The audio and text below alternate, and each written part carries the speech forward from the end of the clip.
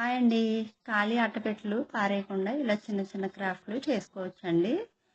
ఈరోజు నేను ఈ కార్డ్బోర్డ్తో ఒక వాల్ హ్యాంగింగ్ని చేస్తున్నాను.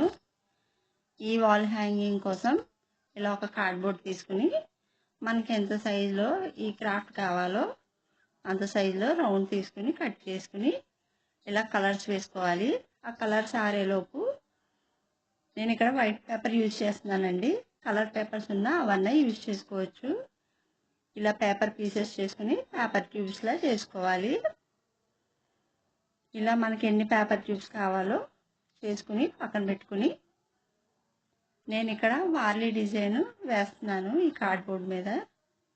మన ఇష్టం అండి. ఇప్పుడు ఎలిఫెంట్స్ అలాంటివి కూడా వేసుకోవచ్చు. ఫిష్ కానీ అలాంటివి ఏమన్నా ఏ డిజైన్స్ అన్నా వేసుకోవచ్చు. ఇలా నేను ఇక్కడ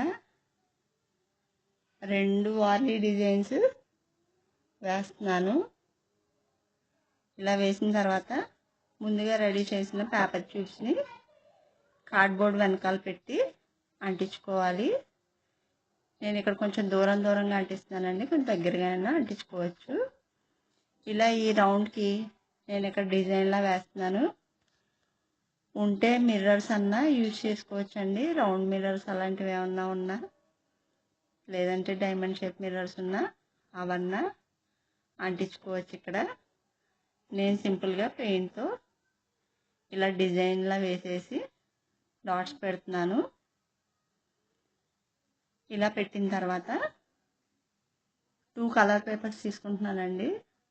తీసుకుని డిఫరెంట్ సైజెస్లో సర్కిల్స్ కట్ చేసుకుని ఒకదాని మీద ఒకటి అంటిస్తున్నాను. ఇలా అంటించింది ఈ వైట్ పేపర్కి అంటిస్తున్నాను.